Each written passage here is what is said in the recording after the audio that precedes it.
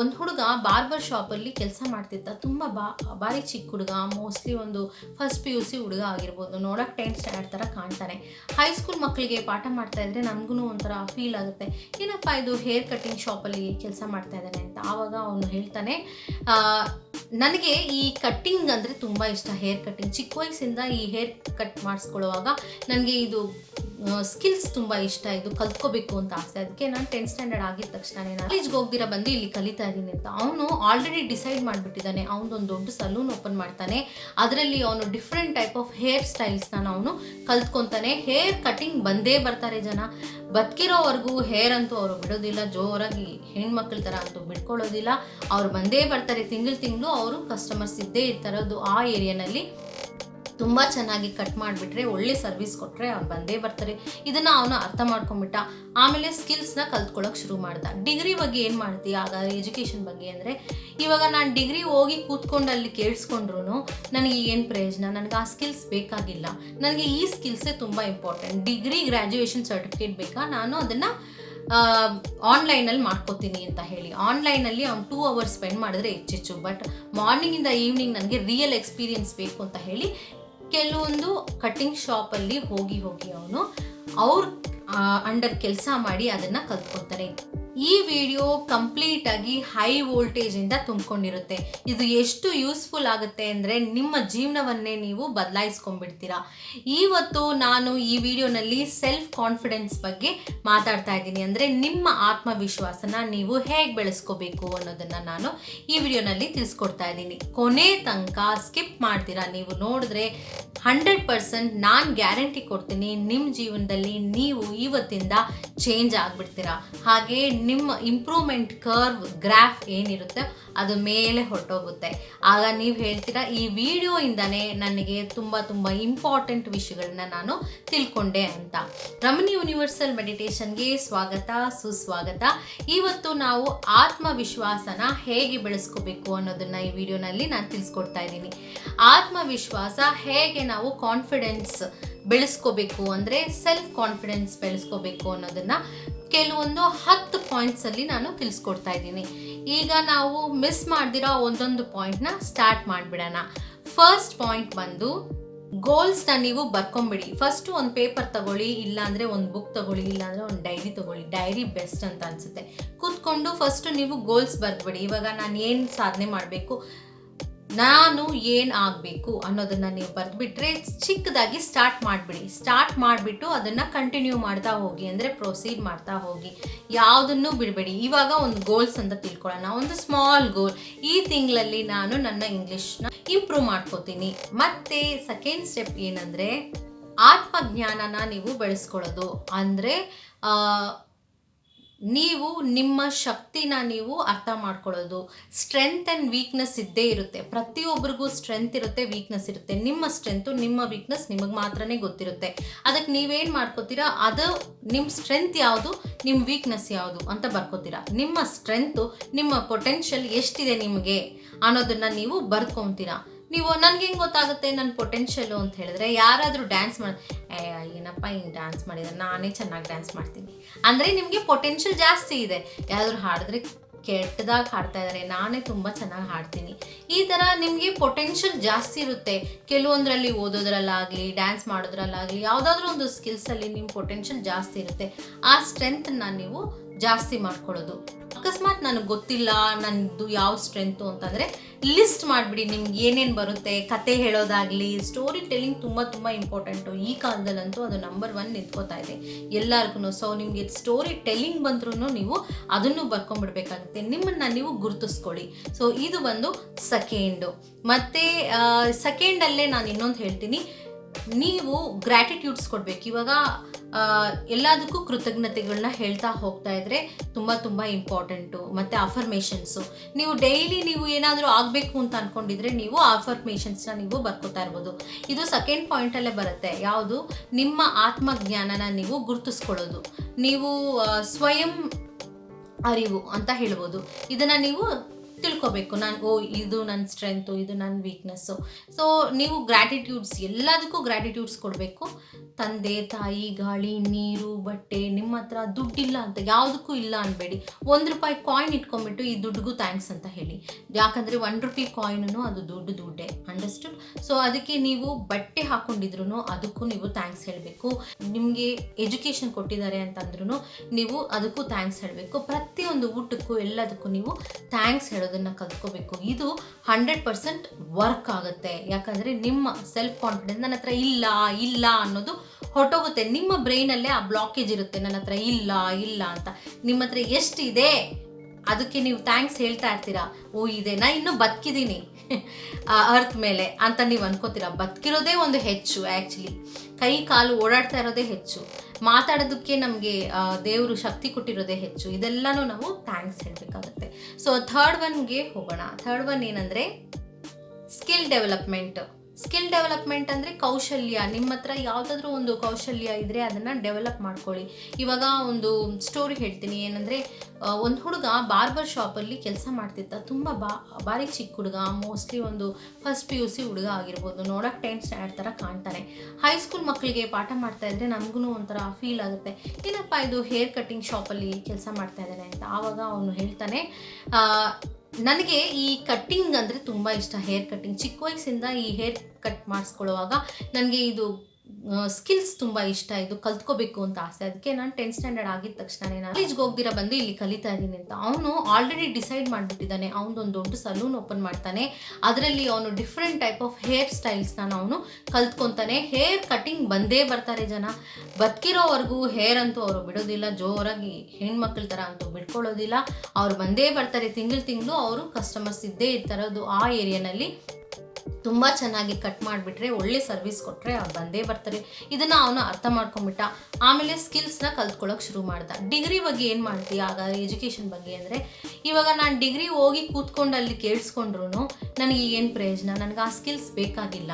ನನಗೆ ಈ ಸ್ಕಿಲ್ಸೇ ತುಂಬ ಇಂಪಾರ್ಟೆಂಟ್. ಡಿಗ್ರಿ ಗ್ರ್ಯಾಜುಯೇಷನ್ ಸರ್ಟಿಫಿಕೇಟ್ ಬೇಕಾ, ನಾನು ಅದನ್ನು ಆನ್ಲೈನಲ್ಲಿ ಮಾಡ್ಕೋತೀನಿ ಅಂತ ಹೇಳಿ ಆನ್ಲೈನಲ್ಲಿ ಅವ್ನು 2 hours ಸ್ಪೆಂಡ್ ಮಾಡಿದ್ರೆ ಹೆಚ್ಚು. ಬಟ್ ಮಾರ್ನಿಂಗಿಂದ ಈವ್ನಿಂಗ್ ನನಗೆ ರಿಯಲ್ ಎಕ್ಸ್ಪೀರಿಯನ್ಸ್ ಬೇಕು ಅಂತ ಹೇಳಿ ಕೆಲವೊಂದು ಕಟ್ಟಿಂಗ್ ಶಾಪಲ್ಲಿ ಹೋಗಿ ಅವನು ಅವ್ರ ಅಂಡರ್ ಕೆಲಸ ಮಾಡಿ ಅದನ್ನು ಕಲ್ತ್ಕೊತಾರೆ. ಕಾರ್ಪೆಂಟರ್ ಶಾಪ್ ಅವರು ಆಗಲಿ, ಪೇಂಟಿಂಗ್ ಅವರಾಗಲಿ, ಇವರೆಲ್ಲರೂ ಸ್ಕಿಲ್ಸ್ ಕಲ್ತ್ಕೊಂಡಿರ್ತಾರೆ. Drawing, artist. ನಾವು ಟೀಚರ್ಸ್ ಪಾಠ ಮಾಡಬೇಕು ಅಂದ್ರೂ ನಾವು ಪ್ರಾಕ್ಟೀಸ್ ಟೀಚಿಂಗ್ ಮಾಡಿರ್ತೀವಿ. ಸೊ ನಾವು BEd ಮಾಡಿರ್ತೀವಿ. ಹೀಗೆ ಟೀಚಿಂಗು, ಡಾಕ್ಟರ್ಸ್ನು ಅಷ್ಟೇ, ಬರೀ MBBS ಮಾಡಿರಲ್ಲ, ಅವರು ಪ್ರಾಕ್ಟೀಸ್ ಮಾಡಿರ್ತಾರೆ. ಪ್ರತಿಯೊಂದಕ್ಕೂ ಅವರು ಕಲ್ತ್ಕೊತಾರೆ. ಮತ್ತು ಆ ಕಲ್ತ್ಕೊಂಡು ಅದನ್ನು ಅಳವಡಿಸ್ಕೊತಾರೆ. ಅವ್ರ ಜೀವನದಲ್ಲಿ ಪ್ರಾಕ್ಟೀಸ್ ಮಾಡ್ತಾ ಹೋಗ್ತಾರೆ. ಅದರಲ್ಲಿ ಅವರು ಸ್ವಲ್ಪ ಇನ್ನಷ್ಟು ಇಂಪ್ರೂವ್ ಆಗ್ತಾ ಹೋಗ್ತಾರೆ, ಇಂಪ್ರೂವ್ಮೆಂಟ್ ತೋರಿಸ್ತಾ ಹೋಗ್ತಾರೆ. ಇದು ಸ್ಕಿಲ್ ಕಲ್ತ್ಕೊಳ್ಳೋದು ಅಂತ. ಮತ್ತು 4th ಒನ್ ಯಾವುದು ಅಂದರೆ ಆರೋಗ್ಯಕರ ಒಂದು ಲೈಫ್ ಸ್ಟೈಲ್ನ ನಾವು ಜೀವನ ಮಾಡೋದು, ಅಂದರೆ ಹೆಲ್ದಿ ಲೈಫ್ ಸ್ಟೈಲು. ಯಾವುದು? ಫಸ್ಟು ಮಾರ್ನಿಂಗ್ ಎಕ್ಸಸೈಸ್ ಮಾಡೋದು, ಮತ್ತು ಇನ್ನೊಂದು ಯೋಗ ಮಾಡೋದು, ಮತ್ತು ವಾಕ್ ಮಾಡೋದು, ಒಳ್ಳೆ ಹೆಲ್ದಿ ಫುಡ್ಸ್ ತಿಂದು ನನ್ನ ಬಾಡಿಗೆ ಯಾವುದು ಸ್ಯೂಟ್ ಆಗುತ್ತೋ ಅದನ್ನು ನಾನು ತಿನ್ನೋದು, ಮತ್ತು ಯಾವುದು ಸ್ಯೂಟ್ ಆಗಲ್ವೋ ಅದು ತಿಂದೇ ಇರೋದು. ಈ ಥರ ಒಂದು ಆರೋಗ್ಯಕರ ಒಂದು ಡಯಟನ್ನು ನೀವು ಪಾಲಿಸಬೇಕಾಗತ್ತೆ. ಹಾಗೆ ಎಕ್ಸಸೈಸ್ಗೂ ನೀವು ದಂಡಿಸ್ಬೇಕಾಗತ್ತೆ, ಮತ್ತು ಅದನ್ನೇ ನೀವು ಫಾಲೋ ಮಾಡಬೇಕಾಗತ್ತೆ. ಸೊ ಇದು ತುಂಬ ಇಂಪಾರ್ಟೆಂಟು. ಒಂದು ದಿವಸ ತಲೆನೋವು ಬಂದರೆ ಹೋಲ್ ಡೇ ಹೊಟ್ಟೋಯ್ತು ಹಾಗೆ ಮಲಗಿಬಿಡ್ಬೇಕಾಗತ್ತೆ. ಯಾವುದಾದ್ರೂ ನೋವು ನಿಮ್ಮ ಲೈಫ್ ಸ್ಟೈಲ್ಸ್ನ ಅಡ್ಡಿ ಆಗಬಾರ್ದು ಅಂದರೆ ನೀವು ಹೆಲ್ದಿ ಲೈಫ್ ಸ್ಟೈಲ್ನ ನೀವು ಜೀವನ ಮಾಡಬೇಕು ಅಂದರೆ ಅದನ್ನು ನೀವು ಫಾಲೋ ಮಾಡಬೇಕಾಗತ್ತೆ. ಸೊ ನೆಕ್ಸ್ಟ್ 5th ಒನ್ ಏನು ಅಂದರೆ ಬಾಡಿ ಲ್ಯಾಂಗ್ವೇಜ್. ನಮ್ಮ ಬಾಡಿ ಲ್ಯಾಂಗ್ವೇಜ್ನ ನಾವು ಬದಲಾಯಿಸ್ಕೊಬೇಕು. ಕೆಲವೊಂದು ಸಲ ಇಮಿಡಿಯೇಟಾಗಿ ಸೆಲೆಬ್ರಿಟಿ ಆಗಿದ ತಕ್ಷಣ ನಿಮಗೆ ಗೊತ್ತಾಗ್ಬಿಡುತ್ತೆ ಸ್ವಲ್ಪ ಆ್ಯಟಿಟ್ಯೂಡಲ್ಲಿ ಚೇಂಜ್ ಬಂದಿದೆ, ಅವರ ಬಾಡಿ ಲ್ಯಾಂಗ್ವೇಜಲ್ಲಿ ಚೇಂಜ್ ಬಂದಿದೆ ಅಂತ. ಅವರ ಒಂದು ದೇಹದ ಭಾಷೆನೇ ಡಿಫ್ರೆಂಟ್ ಆಗಿರುತ್ತೆ. ಇವಾಗ ತಿಳ್ಕೊಳ್ಳೋಣ, ಒಂದು ಸ್ಮಾಲ್ ಎಕ್ಸಾಂಪಲ್ ಕೊಡ್ತೀನಿ. ಹಿಂಗಿದ್ದು ನಿಮ್ಮನ್ನು ಕೇಳಿಸ್ಕೊತಾ ಇದ್ರೆ, ನಾನೇನೋ ಪಾಠ ಮಾಡ್ತಾಯಿದ್ರೆ ಅಂತ ಕೂತ್ಕೊಂಡಿದ್ರೆ ಏನು ಅನಿಸುತ್ತೆ, ಇವರು ನಮ್ಮನ್ನು ಅಷ್ಟು ಕೇಳಿಸ್ಕೊತಾ ಇಲ್ಲ, ಬೋರಿಂಗ್ ಅಂತ ಅನ್ನಿಸ್ತಾ ಇದೆ ಅಂತ ಏನೋ ಏನೋ ಆ ಥರ ಮಾತಾಡಿದ್ರೆ ಬಾಡಿ ಲ್ಯಾಂಗ್ವೇಜ್ ಕಂಪ್ಲೀಟ್ಲಿ ಡಿಫ್ರೆಂಟ್ ಆಗಿರುತ್ತೆ. ನಮ್ಗೆ ಗೊತ್ತಾಗ್ಬಿಡುತ್ತೆ ಇವ್ರಿಗೆ ಅಷ್ಟೊಂದು ಆಸಕ್ತಿ ಇಲ್ಲ ಅಂತ. ಸೊ ನೀವು ಸ್ಟ್ರೈಟಾಗಿ ಇಟ್ಕೋಬೇಕು. ಸ್ಪೈನಲ್ ಕಾರ್ಡು, ತಲೆನೂ ಸ್ಟ್ರೈಟ್ ಆಗಿರ್ಬೇಕು. ಕೆಲವೊಂದು ಹೀಗೆ ಬಿದ್ದಿರುವುದು ಹೀಗೆ ಬಿದ್ದಿರೋದು, ಸ್ಟ್ರೈಟ್ ಆಗಿರಬೇಕು. ಇದು ರಿಯಲ್ ಆಗಿ ಸಕ್ಸಸ್ ಆಗೋವ್ರಿಗೆ ನಾನು ಹೇಳ್ತಾ ಇದ್ದೀನಿ. ಸೆಲ್ಫ್ ಕಾನ್ಫಿಡೆನ್ಸ್ ಬರಬೇಕು ಅಂದರೆ ಬಾಡಿ ಪೋಸ್ಚರ್ ಕೂಡ ಬದಲಾಗಬೇಕು.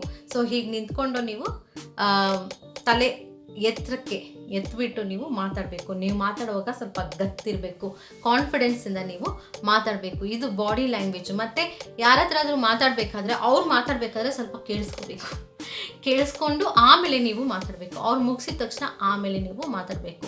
ಮತ್ತು ನೀವು ಮಾತಾಡುವಾಗ ಕೆಳಗಡೆ ಹಿಂಗೆ ನೋಡೋದು, ಕೆಳಗಡೆ ಹಂಗೆ ನೋಡೋದು, ಏನಪ್ಪ ಮಾತಾಡ್ತಾ ಇದ್ದಾರೆ ಅಂತ. ಕಣ್ಣು ಐ ಕಾಂಟ್ಯಾಕ್ಟ್ ತುಂಬ ಇಂಪಾರ್ಟೆಂಟು. ಸೊ ನೀವು ಈ ಕಡೆ ನೋಡ್ತಾ ಇದ್ರೆ, ಅವ್ರು ನಿಮ್ಮನ್ನು ನೋಡಿ ಮಾತಾಡ್ತಾ ಇದ್ರೆ, ಅವ್ರ ಮಾತಿಗೆ ನೀವು ಬೆಲೆ ಕೊಡ್ತಾ ಇಲ್ಲ ಅಂತ ಅರ್ಥ. ಅವರು ಸ್ಟಾಪ್ ಮಾಡಿಬಿಡ್ತಾರೆ ಮಾತಾಡೋದನ್ನ. ಸೊ ಇದು ಬಾಡಿ ಲ್ಯಾಂಗ್ವೇಜ್. ನೀವು ಮಾತಾಡುವಾಗ ಸ್ಟ್ರೈಟಾಗಿ ಇಟ್ಕೋಬೇಕು, ಗಂಭೀರವಾಗಿ ಮಾತಾಡಬೇಕು. ಅವ್ರನ್ನ ಐ ಕಾಂಟ್ಯಾಕ್ಟ್ ಇಟ್ಕೊಂಡು ನೀವು ಮಾತಾಡಬೇಕಾಗಿದೆ. ತುಂಬ ಜನನ ಮಾತಾಡಬೇಕು ಅಂದ್ರೂ ಎಲ್ಲರನ್ನೂ ನೀವು ನೋಡ್ತಾ ಹೀಗೆ ಸ್ಮೈಲ್ ಮಾಡ್ತಾ ಮಾತಾಡಬೇಕಾಗುತ್ತೆ. ಹಿಂಗೆ ನೋಡ್ತಾ ಮಾತಾಡಿದ್ರೆ ಗಾನ್ ಕೇಸ್. ಈಗ ನಾವು 6 ಪಾಯಿಂಟ್ ಬಗ್ಗೆ ಮಾತಾಡೋಣ. ಅದೇನು ಅಂದರೆ ತಯಾರಿ ಮಾಡ್ಕೊಳ್ಳೋದು, ಅಂದರೆ ಪ್ರಾಕ್ಟೀಸ್ ಮಾಡ್ಕೊಳ್ಳೋದು, ಪ್ರಿಪ್ರೇಷನ್ ಮಾಡ್ಕೊಳ್ಳೋದು. ಇವಾಗ ಎಕ್ಸಾಮ್ಗೆ ನೀವು ಪ್ರಿಪೇರ್ ಆಗದಿರೋ ಹೋಗಿ ಕೂತ್ಕೊಂಡು ನೀವು ಎಕ್ಸಾಮ್ ಬರೆಯೋಕ್ಕಾಗತ್ತಾ? ಏನು ಅಂತಲೇ ಗೊತ್ತಿರೋದಿಲ್ಲ, ಯಾವ್ಯಾವ ಚಾಪ್ಟರ್ಸ್ ಅಂತಲೇ ಗೊತ್ತಿರೋದಿಲ್ಲ. ನೀವು ಪ್ರಿಪೇರ್ ಆಗಬೇಕು. ಫಸ್ಟು ಏನಿದೆ ಏನಿಲ್ಲ ಅದನ್ನು ಪ್ರಿಪೇರ್ ಆಗಿ ಅದನ್ನು ನೀವು ಅಭ್ಯಾಸ ಮಾಡಬೇಕು, ಪ್ರಾಕ್ಟೀಸ್ ಮಾಡಬೇಕು. ಗೊತ್ತಿಲ್ಲ ಅಂದರೆ ಪ್ರಾಕ್ಟೀಸ್ ಮಾಡಿ. ಇವಾಗ ನಾನು ನಿಮಗೆ ಒಂದು ಸ್ಟೇಜ್ ಮೇಲೆ ಒಂದು ಪರ್ಫಾರ್ಮ್ ಮಾಡೋದಕ್ಕೆ ನಿಮಗೆ ಬಿಟ್ಬಿಟ್ಟೆ ಅಂದ್ಕೊಳ್ಳಿ. ಯಾವುದೋ ಒಂದು ಸಾಂಗ್ ಹಾಕಿದ್ವಿ, ಇವಾಗ ಡ್ಯಾನ್ಸ್ ಬರಬೇಕು, ನೀವು ಹಾಡಲೇಬೇಕು, ಇಲ್ಲ ಹಾಡಬೇಕು. ಏನು ಮಾಡ್ತೀರಾ? ನೀವು ಆಲ್ರೆಡಿ ಪ್ರಾಕ್ಟೀಸ್ ಮಾಡಿದರೆ, ಪ್ರಿಪೇರ್ ಆಗಿದ್ರೆ, ನಿಮ್ಗೊಂದು ಸಾಂಗ್ ಬರ್ತಾ ಇದೆ ಅಂದರೆ ಅದರಲ್ಲಿ ನೀವು ಪ್ರಾಕ್ಟೀಸ್ ಮಾಡಿ ಗೊತ್ತಿದೆ ನನಗೆ ಅಂತ ಹೇಳಿದ್ರೆ ನೀವು ಅದನ್ನು ಮಾಡ್ತೀರಾ. ಹಾಗೆ ರಂಗೋಲಿ ಹಾಕು ಅಂದರೆ ನಿಮ್ಗೆ ರಂಗೋಲಿ ಹಾಕೋಕ್ಕೆ ಬರಲ್ಲ ಅಂದರೆ ನೀವು ಪ್ರಿಪೇರ್ ಆಗಿರ್ತೀರಾ, ನೀವು ಪ್ರಾಕ್ಟೀಸ್ ಮಾಡಿರ್ತೀರಾ, ಅವಾಗ ಹಾಕು ಅಂದರೆ ಯಾವುದು ನಿಮಗೆ ಬರುತ್ತೋ ಅದನ್ನೇ ನೀವು ಹಾಕೋದು. ಹಾಗೆಯೇ ನೀವು ಫಸ್ಟ್ ಪ್ರಿಪೇರ್ ಮಾಡ್ಕೋಬೇಕಾಗುತ್ತೆ, ತಯಾರಿ ಮಾಡ್ಕೋಬೇಕಾಗುತ್ತೆ. ಇವಾಗ ಇಂಗ್ಲೀಷ್ ಮಾತಾಡಬೇಕು ಅಂದ್ರೂ, ಯಾರಾದರೂ ಮಾತಾಡಬೇಕು ಅಂದ್ರೂ ನೀವು ಅವರು ಹತ್ರ ಹೋಗಿ ಸುಮ್ಮನೆ ಹಿಂಗೆ ಕೇಳಿಸ್ಕೊಂಡು ನಿಂತ್ಕೊಳ್ಳೋಕ್ಕಾಗಲ್ಲ. ನೀವು ಮಾತಾಡಿ ಅಂದಾಗ ನೀವು ಪ್ರಿಪೇರ್ ಆಗಬೇಕು ಎಲ್ಲದಕ್ಕೂ. ಸೊ ನೀವೇನು ಮಾಡಬೇಕು? ಪ್ರಿಪರೇಷನ್ ತುಂಬ ಇಂಪಾರ್ಟೆಂಟು, ಮತ್ತು ತಯಾರಿ ಮಾಡೋದು ಇಂಪಾರ್ಟೆಂಟು, ಮತ್ತು ಏನು ಪ್ರಾಕ್ಟೀಸ್ ಮಾಡೋದು ಇಂಪಾರ್ಟೆಂಟ್. ಪ್ರಾಕ್ಟೀಸ್ ಇಲ್ಲ ಅಂದರೆ ಆಗಲ್ಲ. ಇವಾಗ ಡ್ರೈವಿಂಗ್ ಕ್ಲಾಸ್ ಕಲ್ತ್ಕೊಂಡ್ಬಿಟ್ಟಿರ್ತೀವಿ ಅಂತ ಅಂದ್ಕೊಳ್ಳಿ, ಕಾರು ಡ್ರೈವಿಂಗ್ ಹೇಳ್ಕೊಟ್ಬಿಟ್ಟಿರ್ತಾರೆ. ಇವಾಗ ನಾವು ಡ್ರೈವಿಂಗು ಪ್ರಾಕ್ಟೀಸ್ ಮಾಡಲಿಲ್ಲ ಅಂದರೆ ನಾವು ಮೇನ್ ರೋಡಲ್ಲಿ ತಗೊಂಡು ಹೋಗೋಕ್ಕಾಗತ್ತಾ? ಆಗೋದೇ ಇಲ್ಲ. ಹಾಗೆಯೇ ಗಾಡಿನೂ ಅಷ್ಟೇ, ನೀವು ಪ್ರಾಕ್ಟೀಸ್ ಮಾಡಬೇಕು. ಖಾಲಿ ಗ್ರೌಂಡಲ್ಲಾದರೂ ಪ್ರಾಕ್ಟೀಸ್ ಮಾಡಬೇಕು, ಇಲ್ಲ ಖಾಲಿ ರೋಡಲ್ಲಾದರೂ ನೀವು ಪ್ರಾಕ್ಟೀಸ್ ಮಾಡಬೇಕಾಗುತ್ತೆ. ಆ ಪ್ರಾಕ್ಟೀಸ್ ಇಲ್ಲ ಅಂದರೆ ನೀವು ಮೇನ್ ರೋಡಲ್ಲಿ ಓಡ್ಸೋಕ್ಕಾಗೋದೇ ಇಲ್ಲ. ಹಾಗೆಯೇ ಪ್ರಿಪ್ರೇಷನ್, ಪ್ರಾಕ್ಟೀಸ್ ತುಂಬ ತುಂಬ ಇಂಪಾರ್ಟೆಂಟ್. ಇವಾಗ 7th ಪಾಯಿಂಟ್ ಏನಂದರೆ ಫೇಸ್ ದ ಫಿಯರ್ಸ್. ಅಂದರೆ ನೀವು ನಿಮ್ಮ ಭಯ ಏನಿರುತ್ತೋ ಅದನ್ನು ನೀವು ಫೇಸ್ ಮಾಡಬೇಕಾಗತ್ತೆ. ಅಂದರೆ ಹೇಗೆ ಫೇಸ್ ಮಾಡ್ತೀರಾ? ಕೆಲವೊಂದು ವಿಷಯಕ್ಕಂತೂ ನಮಗೆ ಭಯ ಇದ್ದೇ ಇರುತ್ತೆ. ನೀವು ಹೇಳಬೇಡಿ ನನಗೆ ಭಯ ಇಲ್ಲ ಅಂತ, ನಿಜವಾಗ್ಲೂ ನಿಮಗೆ ಭಯ ಇರುತ್ತೆ. ಕೆಲವೊಂದು ವಿಷಯಗಳಲ್ಲಿ ಕಂಫರ್ಟ್ ಝೋನಿಂದ ನೀವು ಆಚೆ ಬರಬೇಕು. ಯಾಕಂದರೆ ಆರಾಮಾಗಿ ಇರೋದು ನಿಜವಾಗ್ಲೂ ಅದು ಜೀವನ ಅಲ್ವೇ ಅಲ್ಲ. ಆರಾಮ್ ಲೈಫು, ಆರಾಮಾಗಿರೋಣ, ಇದು ಆರಾಮ್ ಅನ್ನೋದೇ ಒಂದು ಲೈಫು ರಿಯಲ್ ಸಕ್ಸಸ್ಫುಲ್ ಲೈಫ್ ಅಲ್ಲ. ಅಂತಹ ಲೈಫಿಂದ ನೀವು ಆಚೆ ಬರಬೇಕು. ಕಂಫರ್ಟ್ ಝೋನ್ ಏನಿರುತ್ತೋ ಅದನ್ನು ನೀವು ಡಿಸ್ಕಂಫರ್ಟ್ ಮಾಡ್ಕೋಬೇಕು. ಅಂದರೆ ನಿಮಗೆ ಇಂಗ್ಲೀಷ್ ಬರಲ್ಲ ಅಂದರೆ ಇಂಗ್ಲೀಷ್ ಪ್ರಾಕ್ಟೀಸ್ ಮಾಡಬೇಕು. ಯಾವುದು ನಿಮಗೆ ಬರಲ್ವೋ ಸ್ಕಿಲ್ಸ್ ಅದನ್ನು ಪ್ರಾಕ್ಟೀಸ್ ಮಾಡಬೇಕು. ಏನು ನನ್ನ ಕೈಲಿ ಆಗಲ್ಲ ಅಂತ ಅನ್ಕೊತೀರೋ ಅದನ್ನು ನೀವು ಮಾಡಿ ತೋರಿಸ್ಬೇಕು. ಇವಾಗ ಯಾರೋ ನಿಮಗೆ ಮೊಬೈಲ್ ಕೊಟ್ಬಿಟ್ರು ಅಂತ ಅಂದ್ಕೊಳ್ಳಿ, ಅದನ್ನು ನೀವು ಆಪ್ರೇಟ್ ಮಾಡೋಕ್ಕೆ ಬರಲ್ಲ, ನೀವು ಕಲ್ತ್ಕೊಂತೀರಾ. ನೀವು ಕಲ್ತ್ಕೊಳ್ಳಿಲ್ಲ ಅಂದರೆ ಆಗಲ್ಲ. ಸೊ ಕಂಫರ್ಟ್ ಝೋನ್ ಬಂದು ಆರಾಮಾಗಿರೋದಲ್ಲ, ನೀವು ಕಲ್ತ್ಕೊಂತಿರಲ್ಲ ಆ ಟೈಮ್ ಒಂದು ಕಂಫರ್ಟ್ ಆಗಿರಲ್ಲ, ತುಂಬ ಕಷ್ಟ ಇರುತ್ತೆ. ಯಾವುದೇ ಒಂದು ವಿಚಾರ ಓದೋದಾಗಲಿ ಇಲ್ಲ ನೀವೇನೇ ಒಂದು ಕಲ್ತ್ಕೋಬೇಕು ಅಂದರೆ ಸತ್ಯವಾಗ್ಲೂ ಅದು ಈಸಿ ಇರೋಲ್ಲ. ಸೊ ನೀವು ಕಂಫರ್ಟ್ ಝೋನಿಂದ ಆಚೆ ಬರಬೇಕು, ಮತ್ತು ನೀವು ಕಲಿಬೇಕು, ನಿಮ್ಮನ್ನು ನೀವು ತೊಡಗಿಸ್ಕೊಳ್ಬೇಕು. ಆವಾಗಲೇ ಅದು ಒಂದು ನಿಮ್ಮ ಫಿಯರ್ನ ನೀವು ಫೇಸ್ ಮಾಡೋದು. ಯಾವುದು ನಿಮ್ಮ ಕೈಲಿ ಆಗಲ್ಲ, ನನ್ನ ಕೈಲಿ ಆಗ್ತಾಯಿಲ್ಲ, ನನಗೆ ಭಯ ಆಗ್ತಾಯಿದೆ, ಯಾವುದು ನಿಮ್ಗೆ ಅನಿಸುತ್ತೋ ಭಯ ಅಂತ ಅನಿಸುತ್ತೋ ನೀವು ಅದನ್ನು ಮಾಡಿ ತೋರಿಸ್ಲೇಬೇಕು. ಯಾರಾದರೂ ನಿಮ್ಮ ಕೆಲಸದಲ್ಲಿ ಇದು ಮಾಡು ಅದು ಮಾಡು ಅಂತ ನಿಮ್ಮ ತಲೆ ಮೇಲೆ ತುಂಬ ಅಷ್ಟು ಕೆಲಸಗಳು ಕೊಡ್ತಾ ಇದ್ದರೆ ನೀವು ನೋ ಅಂತ ಹೇಳಲೇಬೇಕು. ಬಾಸ್ ಜಾಸ್ತಿ ಕೆಲಸ ಕೊಡ್ತಾ ಇದ್ದರೆ ನಿಮ್ಮ ಕೈಲಿ ಆಗ್ತಾ ಇಲ್ಲ ಮಾಡೋಕ್ಕೆ ಅಂದರೆ ನೋ ಹೇಳೋದನ್ನು ನೀವು ಕಲಿಬೇಕು. ನಿಮ್ಮ ಫಿಯರ್, ನಿಮ್ಮ ಭಯ ಏನಿರುತ್ತೋ, ಅಯ್ಯೋ ಏನು ಅನ್ಕೊಂಡ್ಬಿಡ್ತಾರೋ ನಾನು ಮಾಡಲೇಬೇಕಾಗುತ್ತೆ ಅಂದರೆ ನೀವೇ ಕಷ್ಟಪಡ್ತಾ ಇರ್ತೀರ. ನೀವು ಸ್ವಲ್ಪ ಧೈರ್ಯದಿಂದ ನೀವು ನಿಮ್ಮ ಒಂದು ಭಯನ ನೀವು ಫೇಸ್ ಮಾಡಬೇಕಾಗತ್ತೆ. ಇವಾಗ 8ನೇದೇನು ಅಂತ ನೋಡೋಣ. ನಿಮ್ಮ ಸುತ್ತಮುತ್ತ ಏನಿರುತ್ತೋ ಅದನ್ನು ಪಾಸಿಟಿವಿಟಿಯಿಂದ ನೀವೇ ತುಂಬಿಸ್ಕೊಳ್ಬೇಕು. ಹೇಗೆ ಅಂತ ಹೇಳ್ತೀರಾ ಅಂದರೆ, ನೀವು ಚೂಸ್ ಮಾಡಿ ನೋಡಿ, 4-5 ಜನ ಇಲ್ಲ, ಇಬ್ಬರೇ ಸಾಕು ಒಳ್ಳೆ ಫ್ರೆಂಡ್ಸ್. ನಿಮಗೆ ಸಕ್ಸಸ್ ತರುವಂತಹ, ನಿಮ್ಮ ಕಷ್ಟಕ್ಕೆ ಆಗುವಂತಹ ಫ್ರೆಂಡ್ಸ್ 2-3 ಸಾಕು. ನಿಮಗೆ ಗುಂಪು ಬೇಕು ಅಂತ ಏನೂ ಇಲ್ಲ. ಎಲ್ಲರೂ ಒಂದು ಗುಂಪಾದರೆ ನೀವು ಆ ಗುಂಪಲ್ಲಿ ಸೇರಿಕೊಂಡ್ರೆ ನಿಮಗೇನು, ನಿಮ್ಮ ಒಂದು ಗೋಲ್ಸೇ ಬೇರೆ, ನಿಮ್ಮ ಆಸಕ್ತಿನೇ ಬೇರೆ, ಅವ್ರ ಆಸಕ್ತಿನೇ ಬೇರೆ ಅಂದರೆ ಪ್ರಾಬ್ಲಮ್ ಆಗುತ್ತೆ. ಸೊ ಏನು ಮಾಡಬೇಕು, ನೆಗೆಟಿವ್ ಆಗಿ ಮಾತಾಡ್ತಾ ಇರೋರ ಹತ್ರ ನೀವು ಸೇರದೇ ಇರೋದು ವಾಸಿ. ನೀವು ಪಾಸಿಟಿವ್ ಆಗಿರೋರ ಹತ್ರನೇ ನೀವು ಸೇರಬೇಕು. ಅಂಥ ಎನ್ವೈರ್ಮೆಂಟನ್ನು ನೀವು ಕ್ರಿಯೇಟ್ ಮಾಡ್ಕೋಬೇಕು. ಎಲ್ಲ ಕಡೆಯೂ ನೀವು ಪಾಸಿಟಿವ್ ಎನ್ವೈರ್ಮೆಂಟೇ ಕ್ರಿಯೇಟ್ ಮಾಡ್ಕೊಬೇಕು. ಸ್ಮೈಲ್ ಆಗಿರಬೇಕು, ಸ್ಮೈಲ್ ಮಾಡ್ತಾ ಎಲ್ಲರ ಹತ್ರ ಚೆನ್ನಾಗಿ ಮಾತಾಡ್ತಾ ಮತ್ತು ಎಲ್ಲವನ್ನು ಕಲಿತಾ, ಯಾರು ಗೆದ್ದಿರ್ತಾರೋ, ಯಾರು ಸಕ್ಸಸ್ ಕಂಡಿರ್ತಾರೋ ಅಂದರೆ ನಿಮ್ಮ ಫೀಲ್ಡಲ್ಲಿ ನೀವು ಅಂತ ಅಂದ್ಕೊಂಡಿದ್ದೀರೋ ಅವ್ರನ್ನ ನೀವು ಹೋಗಿ ಒಂದ್ಸಲ ಮೀಟ್ ಮಾಡಬೇಕಾಗತ್ತೆ. ಆವಾಗ ನೀವು ಅವ್ರು ಹೋಗಿದ್ದ ದಾರಿಲಿ ನೀವು ಹೋದರೆ ಬೇಗ ಸೇರ್ತೀರಾ. ಹಾಗೆ ಸರೌಂಡಿಂಗ್ಸು ನಿಮಗೆ ಮೋಟಿವೇಟ್ ಮಾಡೋವಂಥವ್ರು, ನಿಮಗೆ ವ್ಯಾಲ್ಯೂ ಕೊಡುವಂಥವ್ರು, ಅಂಥವ್ರ ಜೊತೆ ನೀವು ಇರಬೇಕು. ಯಾರಾದರೂ ನಿಮ್ಮನ್ನು ಕೀಳಾಗಿ ನೋಡ್ತಾ ಇದ್ದಾರೆ, ನಿಮ್ಮನ್ನು ಹೊಡೆಯೋಕ್ಕೆ ಬರ್ತಾ ಇದ್ದಾರೆ, ನಿಮ್ಮನ್ನು ಚೀಪಾಗಿ ನೋಡ್ತಾ ಇದ್ದಾರೆ ಅಂದರೆ ಅಂತಹ ಒಂದು ಸವಾಸಗಳು ನಿಜವಾಗ್ಲೂ ಎನ್ವೈರ್ಮೆಂಟಲ್ಲಿ ಚೆನ್ನಾಗಿರೋದಿಲ್ಲ, ಮುಂದೆ ಬರೋಕ್ಕೆ ಬಿಡೋದೇ ಇಲ್ಲ. ಸೊ ನಿಮ್ಮ ಇಷ್ಟ ಪ್ರಕಾರವಾಗಿ ನೀವು ಹೋಗಬೇಕು ಅಂದರೆ, ನೀವು ನಿಮ್ಮ ಇಷ್ಟವನ್ನು ಸಾಧಿಸಬೇಕು ಅಂದರೆ, ನೀವು ತೋರಿಸ್ಬೇಕು ಅಂದರೆ ನೀವೇನು ಅಂತ ನಿಮಗೆ ಸೆಲ್ಫ್ ಕಾನ್ಫಿಡೆನ್ಸ್ ನಿಮಗೆ ಬಿಲ್ಡ್ ಆಗಬೇಕು ಅಂದರೆ, ನೀವು ಒಳ್ಳೆ ಸರೌಂಡಿಂಗ್ಸ್ ನಲ್ಲಿ ನೀವು ಸುತ್ತಮುತ್ತ ಇರಬೇಕಾಗುತ್ತೆ. ಅಂತಹ ಫ್ರೆಂಡ್ಸ್ನ ನೀವು ಚೂಸ್ ಮಾಡಿಕೊಂಡು ನೀವು ಇರಬಹುದು. ಇನ್ನೊಂದು, ಅಕಸ್ಮಾತ್ ನೀವು ಅಂಥವ್ರು ಯಾರು ಸಿಗ್ತಾರೆ, ಎಲ್ಲರೂ ಅವ್ರವ್ರದ್ದೇ ಲೋಕದಲ್ಲಿದ್ದಾರೆ, ಟಿ ವಿ ನೋಡೋರು, ಮೊಬೈಲ್ ನೋಡೋರು, ಈ ಸೀರಿಯಲ್ಸ್ ನೋಡೋರು, ಇಂಥವರೇ ಇದ್ದಾರೆ. ಈ ಥರ ಎಲ್ಲನೂ ನಮಗೆ ಸಕ್ಸಸ್ ಕಾಣಬೇಕು ಅಂತ ಹೋರಾಡ್ತಾ ಇರೋರು ಯಾರಿದ್ದಾರೆ ಅಂದರೆ, ನಾನು ಡಿಸ್ಕ್ರಿಪ್ಷನ್ ಬಾಕ್ಸಲ್ಲಿ ಒಂದು ಲಿಂಕ್ ಕೊಟ್ಟಿರ್ತೀನಿ. ನಾನು ಒಂದು ಮೆಂಬರು ಆ ಗ್ರೂಪ್ಗೆ. ಅದು ನನ್ನ ಗ್ರೂಪ್ ಅಲ್ಲ, ಅಂದರೆ ನಾನು ಮೆಂಬರ್ ಆಗಿದ್ದೀನಿ. ಅಲ್ಲಿ ನೀವೂ ಬಂದರೆ ನೀವು ಮೆಂಬರ್ ಆಗ್ತೀರಾ ಆ ಗ್ರೂಪ್ಗೆ. ನೀವೇನಾದರೂ ಅಂತಹ ಒಂದು ಎನ್ವೈರ್ಮೆಂಟ್, ಎಲ್ಲರೂ ಅಚೀವ್ ಮಾಡಬೇಕು ಅಂತ ಹೇಳಿ ಸಾಧನೆ ಮಾಡ್ತಾ ಇರ್ತಾರೆ. ಈ ದಿನ ನಾನು ಇಷ್ಟು ಮಾಡಿದೆ, ನಾನು ಈ ದಿನ ಇಷ್ಟು ಮಾಡಿದೆ ಅಂತ ರೆಕಾರ್ಡ್ಗಳನ್ನ ಸಾಧನೆ ಮಾಡ್ತಾ ಇರ್ತಾರೆ. ಅವ್ರವ್ರ ಗೋಲ್ಸ್ನ ಅಚೀವ್ ಮಾಡ್ಕೊತಾ ಇರ್ತಾರೆ. ಈ ವರ್ಷ ನಾನು ಹಿಂಗೆ ಮಾಡಬೇಕು, ಈ ವರ್ಷ ನಾನು ಹಿಂಗೆ ಮಾಡಬೇಕು ಅಂತ ಹೇಳಿ ಅದನ್ನು ಕಂಪ್ಲೀಟ್ ಮಾಡ್ತಾರೆ. ಅದಕ್ಕಿಂತ ಸ್ವಲ್ಪ ಜಾಸ್ತಿನೂ ಮಾಡ್ಬೋದು, ಇಲ್ಲ ಪ್ರಯತ್ನ ಮಾಡ್ತಾ ಇರ್ತಾರೆ. ಸೊ ಅವರು ಸಕ್ಸಸ್ ಕಾಣಬೇಕು ಅಂತ ಎಲ್ಲರೂ ಒಂದೇ ಗ್ರೂಪಲ್ಲಿರ್ತಾರೆ. ಅಂಥವರು ಎನ್ವೈರ್ಮೆಂಟು ದಿನ ಮೋಟಿವೇಟ್ ಮಾಡ್ತಾ ಇದ್ದರೆ ತುಂಬ ಒಳ್ಳೆಯದು. ನಿಮ್ಗೇನಾದರೂ ಸೇರ್ಕೋಬೇಕು ಅಂದರೆ ನಾನು ಡಿಸ್ಕ್ರಿಪ್ಷನ್ ಬಾಕ್ಸಲ್ಲಿ ಹಾಕಿದ್ದೀನಿ. ನೀವು ಆ ಗ್ರೂಪ್ಗೆ ನೀವು ಸೇರಿಕೊಂಡು ನೀವು ಒಂದು ಪಾರ್ಟಾಗಿ ನೀವು ಇನ್ಮೇಲಿಂದ ಸಕ್ಸಸ್ ಅಚೀವ್ಮೆಂಟ್ ಕಡೆಗೆ ಹೋಗ್ಬೋದು. ನಿಮ್ಮನ್ನು ನೀವು ಮೋಟಿವೇಟ್ ಮಾಡ್ಕೊಬೋದು. ಇದೂ ಅಷ್ಟೇ, ಸೆಲ್ಫ್ ಕಾನ್ಫಿಡೆನ್ಸ್ ಜಾಸ್ತಿ ಇಂಪ್ರೂವ್ ಆಗುತ್ತೆ. ಏನಾದರೂ ಡೌಟ್ಸ್ ಇದ್ದರೂ ನೀವು ಅಲ್ಲಿ ಕ್ಲಾರಿಫಿಕೇಷನ್ ಮಾಡ್ಕೋಬೋದು. ಬೇಕಾದರೆ 1000 ಜನ ಇರ್ತಾರೆ, ಯಾರಾದರೂ ಒಬ್ಬರು ನಿಮ್ಮ ಡೌಟ್ನ ಕ್ಲಾರಿಫೈ ಮಾಡ್ತಾರೆ. ಕಷ್ಟಪಟ್ಟರೆ ಸುಖ ಅನ್ನೋ ಹಾಗೆ ಅಲ್ಲಿನೂ ಎಲ್ಲರೂ ಜನ ಇರ್ತಾರೆ. ಸೊ ನೆಕ್ಸ್ಟ್ 9ನೇದು ಏನಂದರೆ ಹೆಲ್ಪ್ ಅದರ್ಸ್ ಅಂತ. ಅಂದರೆ ನೀವು ಸಹಾಯ ಮಾಡಬೇಕು. ನೀವು ನಿಮ್ಗೆ ಗೊತ್ತಿದೆ ಅಂತ ಹೇಳಿ ಜಂಬ ಕೊಚ್ಕೊಳ್ಳೋದಲ್ಲ. ನಿಮಗೆ ಗೊತ್ತಾದ ಮೇಲೆ ನೀವು ಯಾರಾದರೂ ಕಷ್ಟಪಡ್ತಾ ಇದ್ದರೆ ಅವ್ರಿಗೆ ಸಹಾಯ ಮಾಡಬೇಕಾಗುತ್ತೆ. ನಿಮ್ಮನ್ನ ವ್ಯಾಲ್ಯೂ ಮಾಡೋರಿಗೆ ನೀವು ಹೋಗಿ ಹೆಲ್ಪ್ ಮಾಡ್ಬೋದು. ನಾಲೆಜ್ನ ಶೇರ್ ಮಾಡೋದು, ಹೆಲ್ಪ್ ಮಾಡೋದು, ಇನ್ನೊಬ್ರಿಗೆ ಹೇಳ್ಕೊಡೋದು, ಅದು ತುಂಬ ಇಂಪಾರ್ಟೆಂಟ್ ಆಗುತ್ತೆ. ಯಾವಾಗ ನಾವು ಪಾಠ ಮಾಡ್ತೀವೋ ಆವಾಗ ನಮಗೆ ಇನ್ನಷ್ಟು ಸೆಲ್ಫ್ ಕಾನ್ಫಿಡೆನ್ಸ್ ಜಾಸ್ತಿ ಆಗುತ್ತೆ. ಆ ವಿಚಾರದ ಬಗ್ಗೆ ಇನ್ನಷ್ಟು ಜಾಸ್ತಿ ಆಗುತ್ತೆ. ಡೌಟ್ಸ್ ಅವ್ರು ಕೇಳಿದಾಗ ನಾವು ಅದನ್ನು ಕ್ಲಿಯರ್ ಮಾಡಿದಾಗ ನಮ್ಮ ಬ್ರೈನಲ್ಲೂ ವೈಟ್ ಮ್ಯಾಟರ್ ಜಾಸ್ತಿ ಆಗುತ್ತೆ. ಸೊ ಸೆಲ್ಫ್ ಕಾನ್ಫಿಡೆನ್ಸ್ ಇಲ್ಲಿ ಇನ್ನೂ ಅಷ್ಟು ಜಾಸ್ತಿ ಆಗುತ್ತೆ. So 10th last point, very important point, ಅದು ಮೆಡಿಟೇಷನ್ ತುಂಬ ಇಂಪಾರ್ಟೆಂಟು. ನೀವು ಆಚೆ ಯಾರ ಹತ್ರ ಮಾತಾಡ್ತೀರಾ, ಏನು ಮಾಡಿದ್ದೀರಾ ಅಂತ, ಏನೇನು ಸಬ್ಮಿಟ್ ಮಾಡ್ತೀರಾ ಅದೆಲ್ಲ ಬೇರೆ ವಿಚಾರ. ನೀವೇನೇನು ಮಾಡಿದ್ರಿ, ಏನೇನು ಮಾಡಿಲ್ಲ ಅದೆಲ್ಲ ಬೇರೆ ವಿಚಾರ.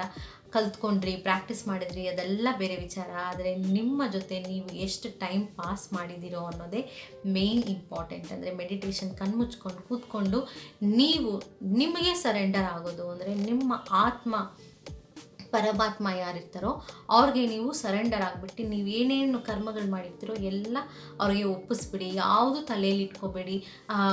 ಡಿಸ್ಟ್ರಾಕ್ಷನ್ ಆಗಲಿ, ಸ್ಟ್ರೆಸ್ ಆಗಲಿ, ಇದೆಲ್ಲ ರಿಮೂವ್ ಮಾಡೋದಕ್ಕೆ ರಿಲ್ಯಾಕ್ಸೇಷನ್ ಅಂದರೆ ಒಂದು ಒಳ್ಳೆ ಹ್ಯಾಬಿಟ್ ಅಂದರೆ ಅದು ಮೆಡಿಟೇಷನ್ನು. ನಿಮಗೇನಾದರೂ ಮೆಡಿಟೇಷನ್ ಕಲಿಬೇಕು ಅಂತಿದ್ರೆ ಡಿಸ್ಕ್ರಿಪ್ಷನ್ ಬಾಕ್ಸಲ್ಲೇ ನಾನು ಮೆಡಿಟೇಷನ್ ಲಿಂಕ್ ಕೊಟ್ಟಿರ್ತೀನಿ. ನೀವು ಹೋಗಿ ಮೆಡಿಟೇಷನ್ನ ತಿಳ್ಕೊಬೋದು, ಕಲಿಬೋದು. ಹಾಗೆ ನಿಮ್ಮ ಜೀವನವನ್ನು ನೀವು ಸುಖವಾಗಿ ಇಟ್ಕೋಬೋದು. ಏನೇ ಒಂದು ಸ್ಟ್ರೆಸ್ ಬಂದರೂ ನೀವು ಅದನ್ನು ಆರಾಮ್ಸೆ ಡೀಲ್ ಮಾಡ್ಬೋದು. ತುಂಬ ಸೆಲ್ಫ್ ಕಾನ್ಫಿಡೆನ್ಸು ಬಿಲ್ಟ್ ಆಗುತ್ತೆ. ಇಷ್ಟು 10 ಪಾಯಿಂಟ್ಸ್ ಏನು ನಾನು ನಿಮ್ಗೆ ಹೇಳಿದ್ನೋ ಅವೆಲ್ಲ ತುಂಬ ಇಂಪಾರ್ಟೆಂಟು ನಿಮ್ಮ ಆತ್ಮವಿಶ್ವಾಸನ ಬೆಳೆಸ್ಕೊಳ್ಳೋಕ್ಕೆ. ಇಷ್ಟೊತ್ತು ಈ ವಿಡಿಯೋನ ನೋಡಿದ್ದಕ್ಕೆ ತುಂಬ ಥ್ಯಾಂಕ್ಸ್. ಈ ವಿಡಿಯೋ ಏನಾದರೂ ನಿಮಗೆ ಇಷ್ಟ ಆಗಿದರೆ, ಯೂಸ್ಫುಲ್ ಆಗಿದೆ ಅಂತ ಅನಿಸಿದ್ರೆ ಪ್ಲೀಸ್ ಲೈಕ್ ಮಾಡಿ. ಹಾಗೆ ನಿಮ್ಮ ಫ್ರೆಂಡ್ಸ್ಗೆ ಯಾರಿಗಾದರೂ ಇಂತಹ ವಿಡಿಯೋ ಬೇಕು ಅಂತ ಕೇಳ್ತಾ ಇರೋವಂಥವ್ರಿಗೆ ಶೇರ್ ಮಾಡ್ಬೋದು. ಹಾಗೆ ನೀವು ನನ್ನ ಚಾನೆಲ್ಗೆ ಹೊಸಬ್ರಾಗಿದ್ದರೆ ಸಬ್ಸ್ಕ್ರೈಬ್ ಮಾಡೋದನ್ನು ಮರಿಬೇಡಿ.